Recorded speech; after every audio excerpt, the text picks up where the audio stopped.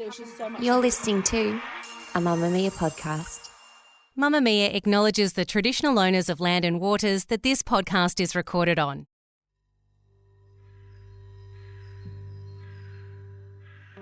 It's just after 2 a.m.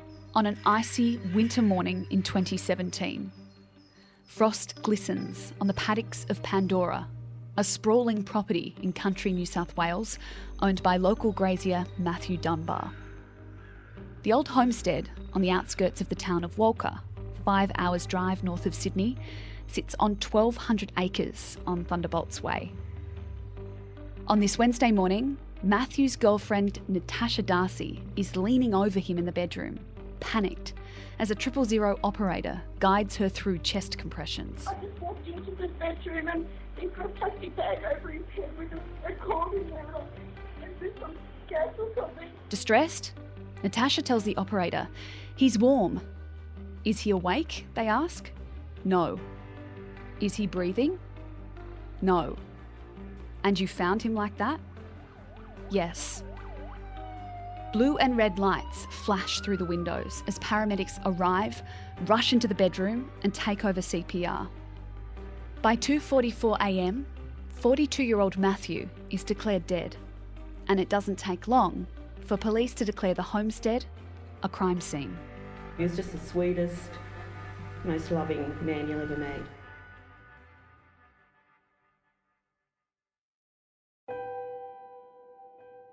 I'm Gemma Barth, and this is True Crime Conversations, a Mamma Mia podcast exploring the world's most notorious crimes by speaking to the people who know the most about them.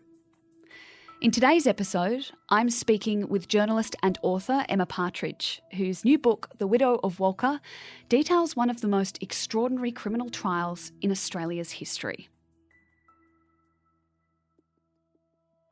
Tell me about the rumour mill in the New South Wales town of Walcha. Word travels pretty fast in a town like that, right? Yeah, word travels pretty fast, but especially in such a small town like Walcha. It's a very small community, about 3,000 people. I don't know if you've been there. It's a very sort of cool and misty town. A lot of different people live there, like a lot of artists, sculptors, big farming community as well. But it's very tight-knit. Everyone walking down the street, knowing everyone's business and, saying hello. Everybody knows what's going on with each other. How did the whispers of Walcha reach you in the winter of 2017? Because you were a reporter in Sydney at the time. Yeah, that's right. My sister lives in Newcastle and some of her husband's family live in Walcha. And they had come to lunch at my sister's house in Newcastle. And over the lunch, they had described that they believed there was this black widow living in their town. They said that she had tried to kill her ex-husband and that this farmer, a very well-known farmer in Walcha, had recently died. And she had been telling everyone it was a suicide, but everyone was of the firm belief that she had had something to do with his murder. And Tess, my sister, went into great detail of how she'd allegedly killed him, which, to me sounded like it couldn't be true. She went into great detail about how this woman had allegedly put a plastic bag over his head and used a helium canister used to blow up party balloons to gas him essentially and stage his death as a suicide. So obviously that pricks up your ears as someone that works in and around crime, but were you a bit cautious? Because it could just be, gossip, small town talk. Yeah. When Tess told me, I said, look, Tess, it just sounds like it couldn't be true. Small country towns, really anywhere, I think there's a big propensity for people to gossip and talk about everyone's business. So when Tess was telling me these things about this woman and her criminal past and that everybody was uncomfortable with her being in the community, at canteen duty or passing her on the street, I just didn't believe it could be true. And if it was true, I wondered why the police hadn't arrested her yet. In those early days, what did we know about what had happened on August 2, 2017? What were the police telling us about what happened that night? Well, when my sister initially told me about what the town thought had happened, I didn't know anything. I sort of dismissed her and we'd had a few more conversations and we texted back and forth and eventually she found out the farmer's name and a bit of history about this woman, Natasha Darcy. And she texted me this photo of her. She's lying back in a hammock and has this crazy look on her face, just deep, penetrating eyes sort of boring into the lens. And I can't describe the feeling. It just sent a shiver down my spine. And I just thought, this woman looks like she's capable of what my sister had been describing to me, this one photo. So it was sort of a text exchange back and forth. Tess was texting me more photos of her. She'd done the deep dive on Facebook and social media. And then we both started Googling her and found all these local articles from the South Coast Register down south at Culburra about how she had, in fact, been found guilty of burning down her family home while her ex-husband slept in it. So some of the rumour mill that I thought was just rumour started to come true, or the truth was coming out through our Google searches of her. So some listeners won't know how the police media situation works, but basically there is a number that you call for New South Wales and you say, hey guys, I've heard this, what happened? And they can only give you kind of like basic details until you kind of dig a bit deeper. But what did they tell you about what happened that night? Well, often police media can background a journalist, especially for investigative reasons, if they don't want you to report on something at the time because it's a crucial point in the investigation. But I did call someone at police media and say, you know, I hear about this farmer's death. The farmer's name is Mathew Dunbar. He died on the 2nd of August in 2017. And they didn't seem to know too much about it when I first initially called them, but I got a call back and later an email with a statement sort of explaining that local detectives from Tamworth and the homicide squad were assisting in the death of Mathew Dunbar, which was being treated as suspicious. So the word suspicious interested me in that I thought, if this was just a suicide, why were the homicide squad investigating still 3 months on? Because at the time I had spoken to my sister, it was about 2 or 3 months after Mathew had died. Let's talk about Mathew. Who was he to his friends and family? Mathew Dunbar was, by all accounts, the most generous man. Unfortunately, I never got to meet him, but it is the first word that everybody uses is generous. And, you know, I don't like cliches, but everybody did say he would give the shirt off his back to anyone. You know, his closest friend, Lance Partridge, just said if he ever mentioned he wanted something, Mathew would turn up at his house with 6 bottles of the wine he said he liked, or he'd give him a camera if he expressed an interest in photography. And he did the same for his neighbours. He was a farmer from a beautiful merino property called Pandora, about 10 kilometres out of Walcha, which he had inherited from his father. And he helped his neighbours. He just took great pleasure in helping other people, like buying farming machinery and taking it around to his neighbours' houses to show them the benefits of this new machinery. He was very community-minded. You know, he was involved in all the local boards, the local shows, the poultry club, and doing sort of small tasks that went thankless, but he did them anyways. I would just describe him as a very generous person, but also a very lonely person. When I first went to Walcha, in the local cafe, a man came up to me and said he went to school with Mathew and that all he ever wanted was a family and he was looking for somebody to love him. And dozens of people said that to me when I first went to Walcha. So it was clear that he was a giving man and one of considerable wealth with the property that he owned, but he was lonely and he was looking for love. How did his relationship with Natasha start? The exact origins of their relationship, I still don't know. But from what people tell me from his friends, they somehow met on the internet. Some people say it was Facebook. Others said it was a dating website. That wasn't entirely clear at the trial either, how their relationship started. But from what I could ascertain from social media and from what he had said to his friends, it was sometime in late 2014, and I can see that there is conversations between Natasha and Mathew on Facebook where she thanks him for looking after 2 of her lambs that she dropped off at the property. But yeah, there's a bit of conjecture around how they actually met. Another person told me that she had just expressed an interest in farming and asked one of the local shearers if she could come around to watch the shearing. Now, I know she eventually did that. She eventually came to the property to watch him, but I don't know if their initial relationship started over online or Facebook or whether it was an introduction through somebody in town. We know Mathew had such a standing in the community, like everyone knew him. Was Natasha well known? Was she a local as well? Like, what was her story? Natasha hails from she grew up in a suburb called Freeman's Reach near Windsor. on the outskirts of Sydney. And then for a period of time, she lived down on the south coast where her parents have retired. But the town sort of considered her a blow-in. You know, in country towns, you've got to live there for decades on end to be considered a local. And even then, sometimes you're not considered a local, but she definitely wasn't considered a local. And I think people saw her as an outsider and someone who had blown into their town and was causing havoc, because a few years after she moved there, and she moved to Walcha with her husband, who was a local paramedic called Colin Crossman. She moved there with him from Sydney. And not long after they had been there, she torched the family home while he was sleeping inside. So the town was well aware that she did have this propensity for violence and to make stories up as well. Tell me about that incident, because, you know, if you torch a house with someone in it, you would normally go to prison? What happened? Yeah. Look, this is something that still confuses me. Natasha, she burned the family home down. One of her children was staying at a friend's house, but her son was sleeping inside as well at the time. It confuses me because she was charged with his attempted murder afterwards.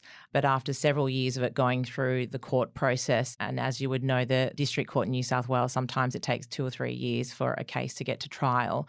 And on the second or third day of the trial, she struck an agreement, the prosecution and defence struck an agreement where she ended up pleading guilty to the lesser charge of destroying property by fire. That wasn't her only criminal history. You touched on it before. And she actually, I found this really interesting in your book, she spent about half of her relationship. She was with Mathew for about 3 years before he died. She spent about half of that in prison. What for? Yeah, she did. And Mathew was well aware of her criminal past. I don't know what she'd said to him, but he was fully supportive of her. And many people say that he was willing to turn a blind eye to anything she'd done in the past because he was so deeply in love with her and so deeply in love with the thought of having a family, a ready-made family with Natasha and her 3 children. So the romance was brief, but shortly after they met, towards the end of 2014, Natasha went back to jail for perverting the course of justice. And that was in relation to another boyfriend called Fred Nicholson, another local that she'd met following her separation from Colin following the house fire.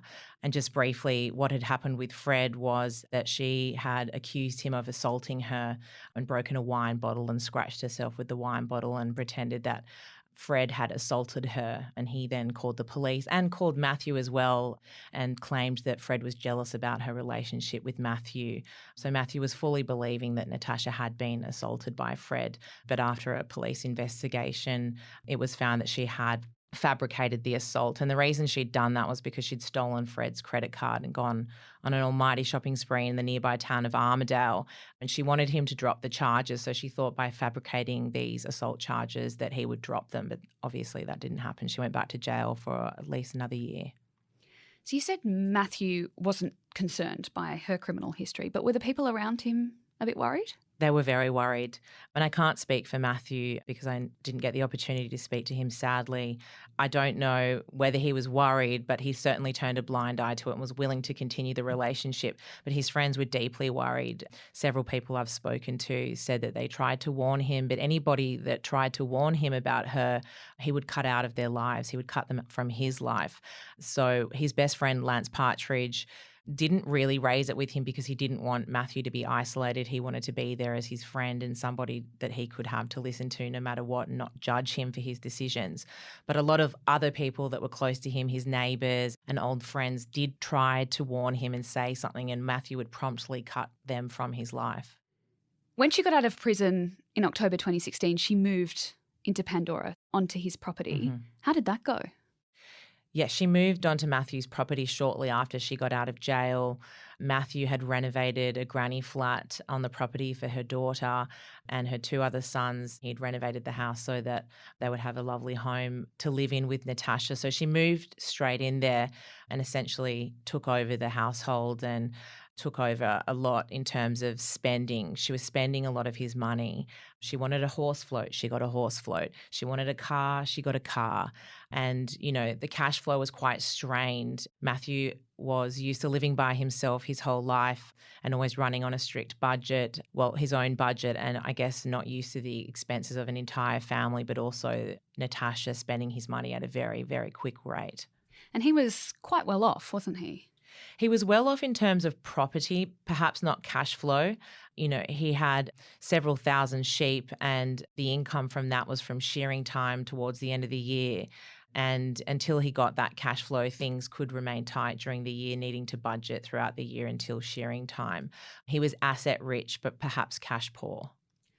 What do we know about Natasha and Mathew's relationship in those final kind of weeks and months before he died? We know that it was very strained. Matthew was deeply depressed and had told some of his friends about that. He'd told his neighbours that. He'd told Lance that. And actually, about 6 weeks before he died, he threatened suicide and taken a gun from the sheds and driven off and called Natasha and said, "I'm not coming back to the property." Now, this was off the back of having an argument with her because he'd loaned an ex-girlfriend some money in Mackay because she was dealing with flood damage. And so he'd loaned her money and they had a huge fight about the money. There was a lot of texts sent back and forth, many of which Natasha's deleted, so we don't know what she said. But it does turn out that, Natasha was sort of goading him to take his own life. And Mathew did call his friend Lance Partridge, and Lance was able to talk him down and asked him to come around to his house. So Mathew ended up driving to Lance's house after this threat of suicide and telling Lance that he was deeply unhappy, that the relationship had gone south, that Natasha didn't love him. He didn't feel like they were in a relationship. And he was also very upset about the increasing presence of her ex-husband Colin on the property, just for the fact that it was his home and Colin was in it and he wanted to have this family and he didn't want Colin in it either. It would become known as Natasha's test run. But what happened to Mathew's leg a few weeks before his death? Well, this only came out at the trial, but when I first went to Walcha and spoke to one of his neighbours, the Haslets down the road, they told me that they thought that in the weeks leading up to Mathew's death that he was depressed due to this mysterious calf infection that he had in his leg.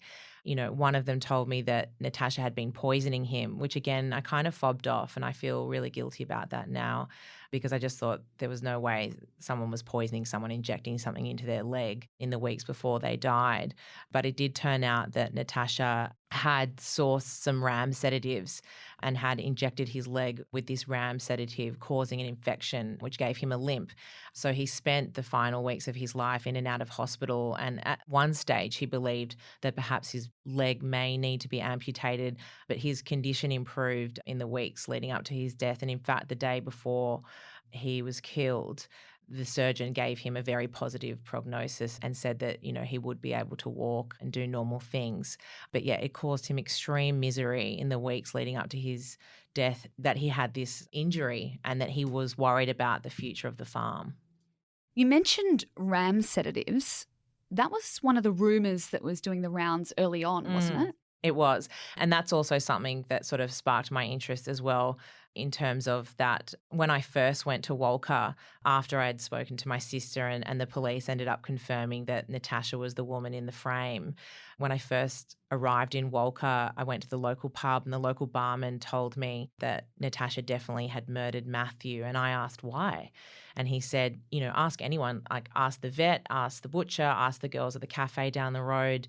And the vet had reported Natasha to the police because she'd come into the local vet and asked for this RAM sedative that she had absolutely no use for. She had nothing to do with the day-to-day running of the farm. And the vet actually ended up following up. She was so worried. I think she knew about Natasha's criminal past and everybody was worried she was out for Mathew's money, that she made a statement with the local police, and word spread quickly around Walcha that Natasha was trying to get her hands on this sedative known as ace-promazine. So you ended up in Walcha about 3 months after Mathew died. And in that first trip, one of the next kind of clues that struck out to you was about his will. Can you talk me through that conversation you had with his best mate? Yes, so when I was in Walcha, I went to find Lance Partridge, his best mate, on his property just outside of Walcha. And I sort of flagged Lance down on the side of a road. He was herding cattle down the side of a road. I thought, this man's not going to want to speak to me. But he was just so friendly and so open. And I explained that I was a journalist and that I was looking into Mathew's suspicious death. And I assured him that, a lot of our conversation wouldn't be printed unless she was charged with murder, but I wanted to ask him about Mathew, who he was, and what he thought about Natasha. And in that conversation, it came up that one time Lance was driving Mathew. They were driving together down to Sydney to visit Natasha in jail. Apparently she'd been stabbed by another inmate. Mathew was very distressed and Lance agreed to follow him down there just for moral support. And he heard a conversation that Natasha and Mathew had over the telephone from jail where Natasha was asking Mathew, have you changed your will? You know, has the will been left to me yet? That kind of thing. So Lance realised in that conversation that Natasha had made several moves to get Mathew to change his will to make her the sole beneficiary of Pandora, a multi-million-dollar property. You're listening to True Crime Conversations with me, Gemma Bath. I'm speaking with journalist Emma Partridge about Natasha Darcy, the widow of Walcha. When you left Walcha after that first visit, after having all of these conversations, you know, with Lance, with the vet, with the butcher, with the barman, how did you feel about everything you'd been hearing? I felt fairly confident that Natasha had murdered Mathew. This coming from police contacts as well, but especially those conversations in town where it was clear that this wasn't just a rumour. You could see how worried people were. You could see how upset they were in the wake of Mathew's death, and a lot of them felt like nothing was being done about it. They couldn't understand why she hadn't been arrested, why she was still walking down the street laughing, larger than life. And, you know, to them, one of their own had been taken and nothing was being done about it. So when I left Walcha driving home back to Sydney, I did have this very strong sense that this woman had murdered Mathew. And I too wondered when she was going to be arrested. So you went back 3 weeks later, and that was the first time you met Natasha. Tell me about that. I was hoping to meet her. I needed to speak to her. At the time, I was working as a journalist for the Daily Telegraph, and our legal advice was that if we were ever going to print an article about the allegations, I would have to put them to her myself, or at least get her side of the story. And I guess, you know, as a journalist, I guess I'd be a failure not to try to speak to her. Although, as you know, a lot of people don't want to speak to journalists that lob up on their doorsteps. Not really. No. So one of the purposes of the trip 3 weeks later was to speak to Natasha. I went there with photographer Nathan Edwards. I was scared because at this point I really did think that she had done what the town had accused her of. And the homestead at Pandora is down about 1 kilometre down this dirt driveway with pine trees lining it. It's quite eerie as it snakes down towards the homestead and you can't see the house itself as you're going down the drive. And we were scared of her reaction. We were scared about what she would say to us or how she would react. And I was also very mindful.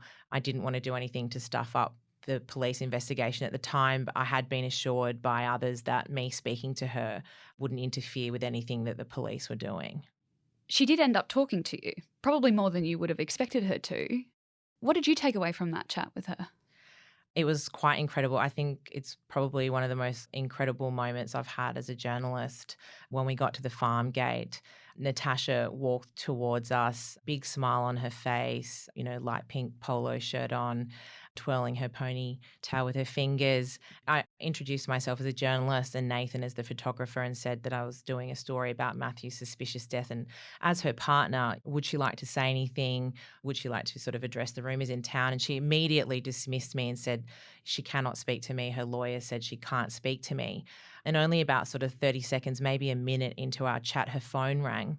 And Nathan and I, the photographer, we could hear this other voice on the end of the line telling Natasha that the police investigation was over. And we couldn't believe we were hearing the contents of what was on the other end of the phone, but we couldn't believe we were seeing her reaction to it as well. She was smiling. She looked elated. And the voice on the other end of the phone said that police want you to come into the station and get your things back, give you Mathew's phone, your phone back, or the computers. So by the end of the conversation, she thought she was in the clear. She thought that his death had been ruled a suicide, although nothing of that nature had been said. I think she just assumed that it was over in terms of it had been ruled a suicide. I don't think she realised when they said the investigation's over that her arrest was imminent, but we did.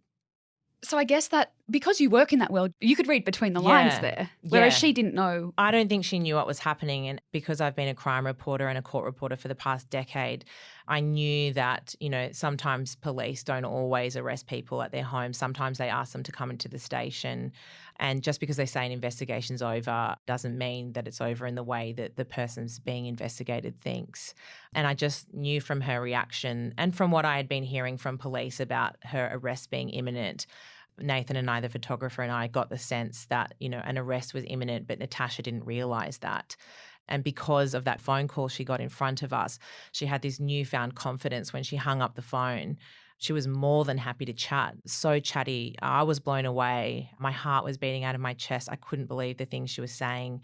She said that Mathew had suicided, that he'd been depressed. She tried to save him. The crocodile tears came. She was wiping away tears, telling me that she'd tried to hide his medication and she'd done everything she could, but they'd gone to hospital the day before. He had apparently suicided and that the surgeon had delivered really terrible news about his leg, and that really set him off, and that she said that he didn't think he could run the farm anymore, and she believed that that's why he had killed himself. How long after that did it take for her to get arrested and charged? So after we had the conversation with her at the farm gate and she sort of gifted me her version of events, I guess, without me having to ask many questions. I couldn't even ask questions at that point. I was so blown away by what she was saying to me. We left, and then I wrote an article for the Daily Telegraph, which was printed a couple of days after that conversation I had with Natasha. I think the article went as close as you could to accusing someone of murder. And I guess my career was kind of on the line there, because if she wasn't arrested, it was highly defamatory, the way in which the facts had been presented. It was all factual, but difficult to write when she hadn't been charged with murder yet. So the article was printed, I think it was on the Thursday or Friday. It was on the front page of the Telegraph. Everybody in the street was reading it. The local newsagent ran out of papers. And I think it was the day or the next day after that that police went to Pandora and arrested her. So she was charged with murder and she went into a series of police interviews, which is what happens when you get charged with murder. You did eventually get to watch a lot of those conversations back. How would you compare her in those interviews to the chat you had, for instance? I would say she was much the same in terms of very blasé, giggling and, almost trying to flirt with the police officers that were interviewing her. Even in the hours after Mathew died, the police went to the house that she was staying at and asked her a series of questions. And her reaction was callous and it was not very caring. She asked them about whether the cats were okay. She asked them if they'd seen her espresso machine that could make them a coffee if they wanted. And she was giggling. I feel like she was trying to charm them I feel in some way she was trying to charm them and hoping that perhaps she could persuade them that she was just a fun, ditzy blonde who would never have anything to do with murdering her partner. So that initial interview with police was a bit similar to the way in which we had chatted, very friendly, looks you in the eye, but very flippant as well. So she was refused bail and she spent, the next year in prison waiting for her court processes to kind of kick off. And in one of those first instances where she was trying to get bail, you got to hear the prosecution's case kind of outlined for the very first time. And we find out in that moment that it's built around some Google searches. Mm-hmm. Can you talk us through that evidence? Sure. Well, I found out about some of the Google searches after her arrest, in the days after her arrest, and some of the searches were coming out, some of the police fact sheets were being leaked. But it wasn't until she went for bail in the Supreme Court in Sydney that I heard firsthand the extent of the Google searches and the fact that not long after she'd gotten out of jail in 2016 that she started this vile search for how to murder somebody in many different ways, from 11 toxic plants that look like food to stroke murder, the science of getting away with murder, those type of searches. And she was relentless. It was almost every day and sometimes dozens and dozens of searches. And often the searches were focused on drugs that perhaps Mathew had taken as antidepressants or some of the medications that her children took. And then she'd look up ways to overdose or how many pills would be needed to overdose.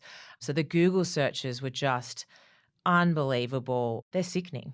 And there was one particular internet search on the night of Mathew's death at about 12:37. Yes, that was is helium traceable in an autopsy?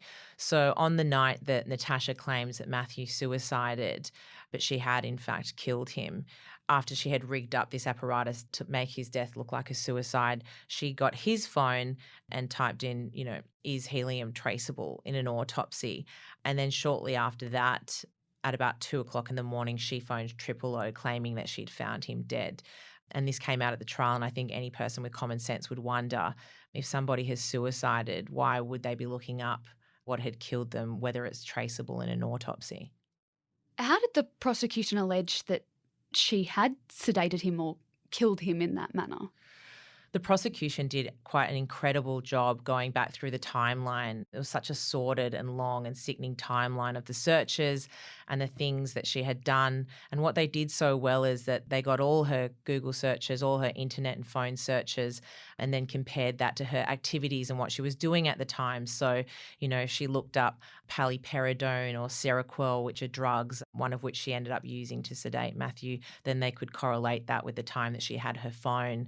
And the prosecution successfully proved at the trial that she had obtained a number of drugs, one being her son's medication, the acepromazine, which she unsuccessfully got from the Walcha vet, but after a lot of hard work ended up getting it from another vet in Armidale, and mixed that with 2 or 3 other drugs and essentially blended a cocktail of drugs in a NutriBullet, which she fed to Mathew. I don't know what she said to him. I don't know whether she said that perhaps it might help him with his leg or general health, but she somehow got Mathew to drink that drink.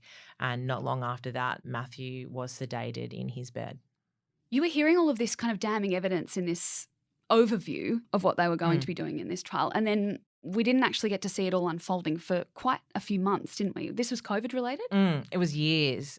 So Natasha murdered Mathew in August 2017, and her trial didn't take place until last year in March, April 2021.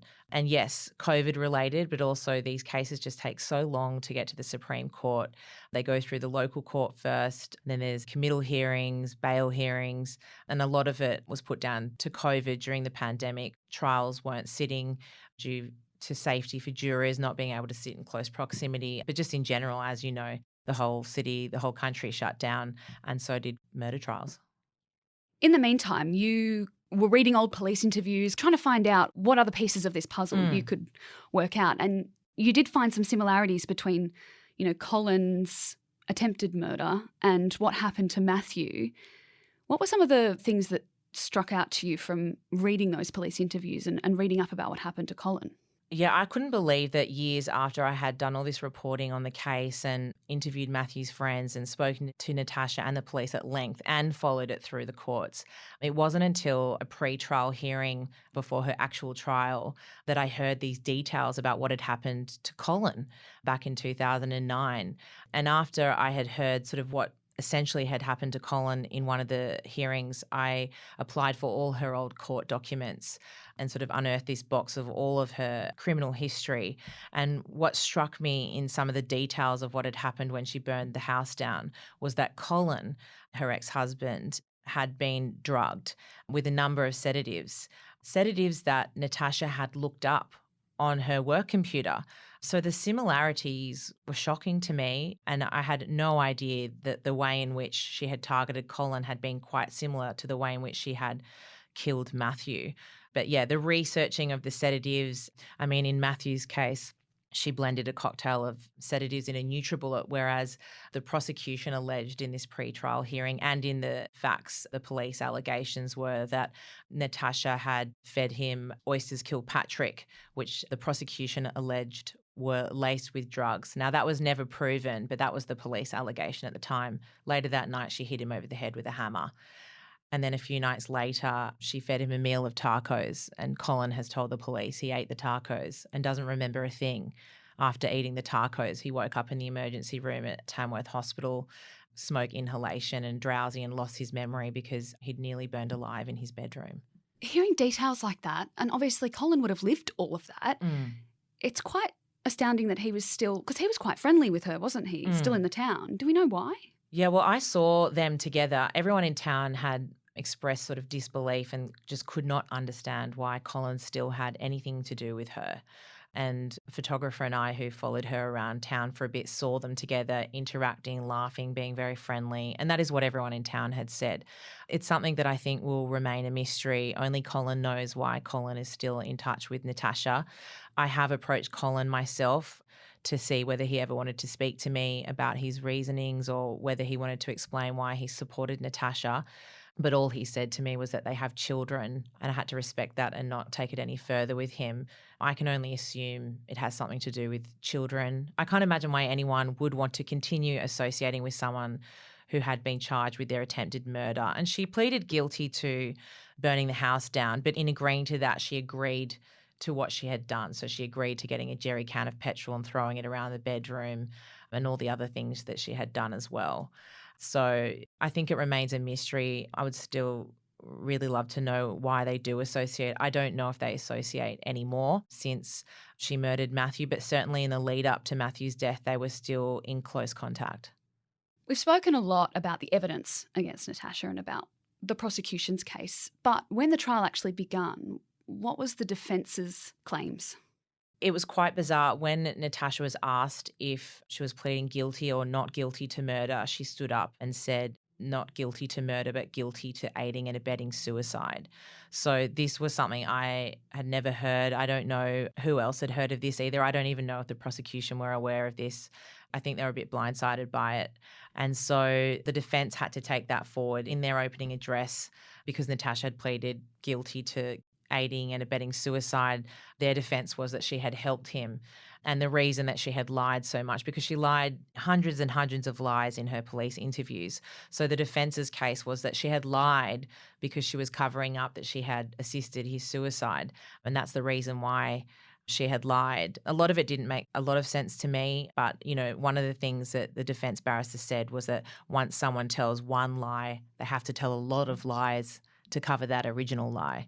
There wasn't a lot of substance, but it was that basically it was a character assassination of Mathew, which I found super uncomfortable to listen to in court. He's not there to defend himself, and I hate it when the victims of a crime are on trial.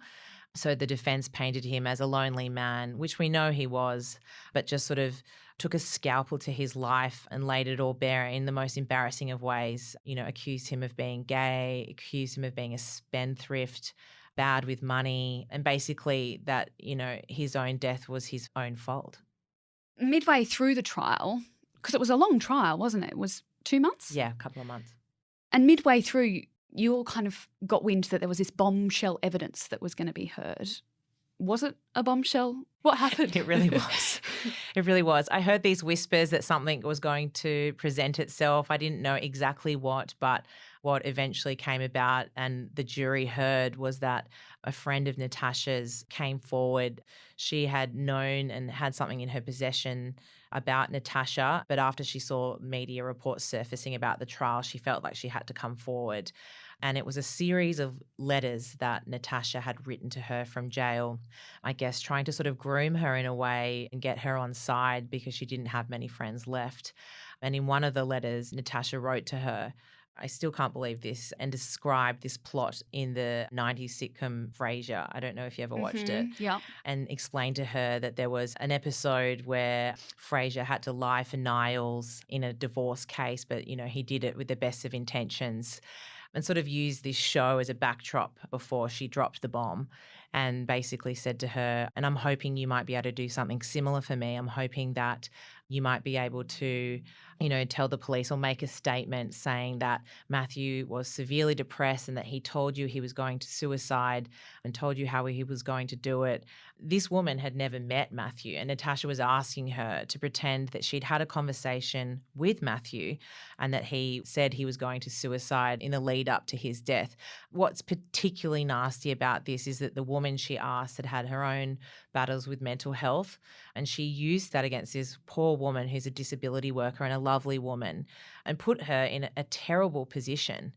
After she received the letter, we've spoken since, and she told me when she was reading the letter, she was saying, no, like, don't ask me this. Like, she knew where it was going, and she thought, do not ask me to do this. This woman has children. Obviously, Natasha didn't care about this woman or the fact she had children, but she was asking her to lie about it and offered her $20,000 in return for making a false statement.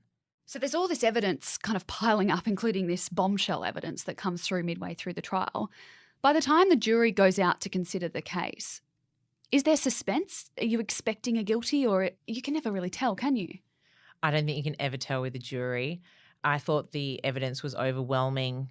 I don't feel like there was much in terms of a defence. It was a character assassination of Mathew. I felt confident that the prosecution had done a really good job, a thorough job. But I think because it's a jury, you just never know if there is that just one or two people that have a reasonable doubt. So I think everybody, the police, the prosecution, Mathew's friends and family who I was texting throughout, especially during the god-awful jury watch where you just wait outside the court door to see when the jury sends a note for their verdict. I think everybody was worried. You just can't be certain until they hand the verdict down. So the verdict came back guilty. Mm-hmm. How did his family and community react to that? I think it brought back a lot of sadness for everybody. At the end of the day, Mathew Dunbar was a beautiful part of the community of Walcha, and everybody still missed him and still grieving their loss. But on the other hand, I think people were just glad that Natasha had gone down. They were glad to see justice being done for Mathew and for all the lies that she'd told, for everybody to be laid bare and for the jury to find her guilty. I think there was a great sense of relief. People were also scared. A lot of people, friends and family, were texting me during the trial, worried that if she got off, would she come back to Walcha? Would she come and torch their homes? What would she do? So I think people were frightened about what would happen if she got off, but they were also scared and frightened that Mathew wouldn't get justice. So I think there was a great sense of relief. And as it is with court cases, this stuff drags out. So 8 months later, we get a sentence, and that was only really recently. It was a few months ago. What was the sentence? How did that go? The sentence happened in February, so not long ago, and Justice Julia Lonergan gave her a minimum of 30 years jail, non-parole, and a maximum of 40 years. So she has the potential to serve up to 40 years, which I guess she might if she doesn't admit to what she's done, which I highly doubt she will.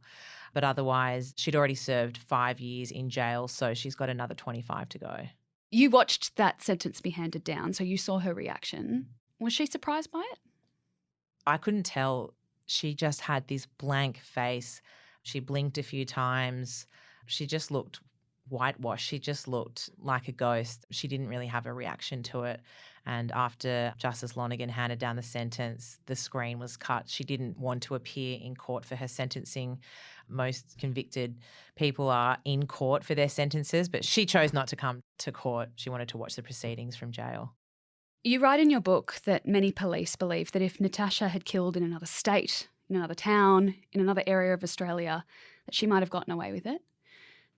In this case, how integral were the people of Walcha to helping solve this case? I think the people of Walcha were very integral.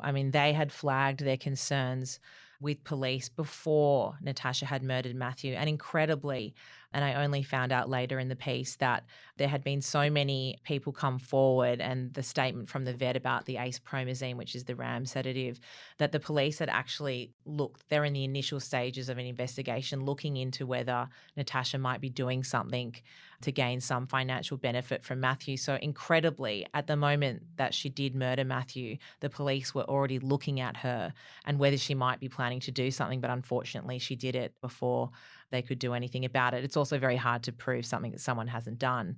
But it's true. Many people say that if she had committed this murder in another town, perhaps she would have got away with it because everybody's suspicions were already raised.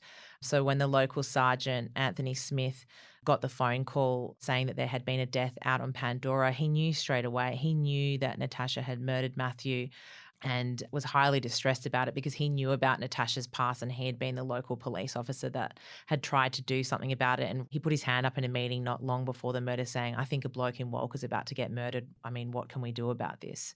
But because of the local police and because of their knowledge and the people from Walcha coming forward, the police acted so swiftly. So had it had just been ruled a suicide, I don't think the police would have got out there straight away. It was declared a crime scene straight away. I don't think, the NutriBullet or the mixer, the tumbler from the dishwasher would have been taken as evidence. The police also obtained evidence like Mathew's vomit from the carpet and things like that, things that proved that the acepromazine was in his system. and also asked for certain things on the autopsy to be picked up as well. So I think that definitely the police, the local police and the people of Walcha had a lot to do with bringing Natasha down. Have you been back to Walcha since everything happened? Do you think that Mathew's murder will forever be something that changes the community there?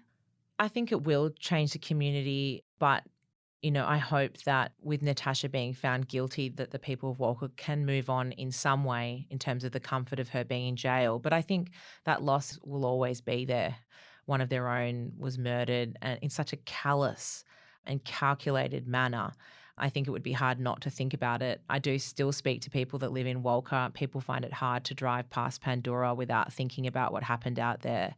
I have been back. I find it difficult, and I didn't know Mathew myself personally, and I find it difficult driving past and looking at this sort of picture-perfect homestead on this beautiful property and thinking about what happened within those four walls. I think it would be incredibly difficult to forget about it. I have been back, and I went and had dinner at Lance Partridge's house with his wife Trish, who were both very close to Mathew. And we went for a walk down the street in Walcha, and Lance puts it nicely in that, people will never forget Mathew and what a generous person he was. And he's hoping that people will remember that more so the way in which his life was taken. Emma Partridge is a senior crime editor for 9 News Sydney. In her time as a journalist, she's also worked as the chief court reporter for the Daily Telegraph and has earned a number of accolades, including the Kennedy Award for Outstanding Court Reporting in 2017 and the Kennedy Award for Outstanding Crime Reporting in 2018. As of today, Emma's officially a published author. Her new book, The Widow of Walcha, about Natasha Darcy and the murder of Mathew Dunbar, is now available at all good bookstores or through the link in our show description. True Crime Conversations is a Mamma Mia podcast hosted by me, Gemma Bath, and my executive producer is Gia Moylan. If you have a case you think we should cover next, get in touch with us. Send an email to truecrime@mamamia.com.au or join our online community. Just search for True Crime Conversations on Facebook and make a request to join.